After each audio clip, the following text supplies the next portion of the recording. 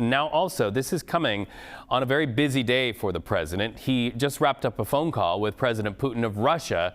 The White House says that call was a positive one. The call comes after Mr. Trump met face-to-face with Ukraine's President Volodymyr Zelenskyy yesterday.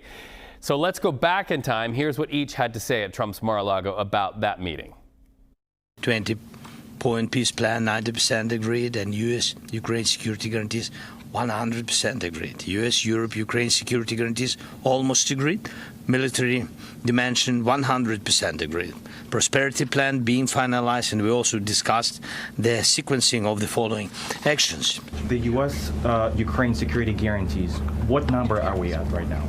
Well, I think look, you can say 95%, but I don't like to say percentages. I just think we're doing very well. We could be very close. There are one or two very thorny issues, very tough issues, but I think we're doing very well. We made a lot of progress today, but really we've made it over the last month.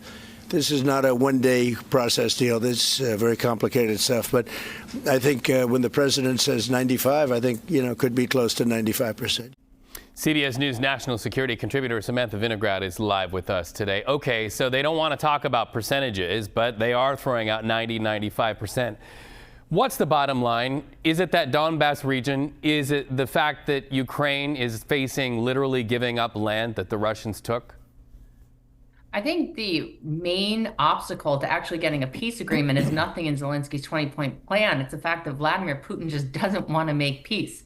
Vladimir Putin is still focused on wresting control of all of Ukraine and accomplishing his territorial objectives. Volodymyr Zelenskyy has put forward a reasonable plan to kickstart negotiations. And while President Trump has said that Putin is focused on ending the war, no one agrees with that assessment other than President Trump himself. So I think Putin is the sticking point, not the Donbass, not the nuclear reactor that Russia currently occupies, not the security guarantees. All that can be negotiated, Reed, if Putin is actually serious about ending the war.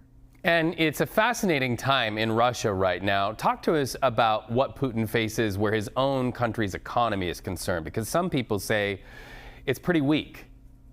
It sure is, but I've been in this game long enough to know that Putin is able to withstand enormous economic pressure. Certainly when the war broke out, the Russian government injected a significant amount of money into the economy in the form of wartime spending.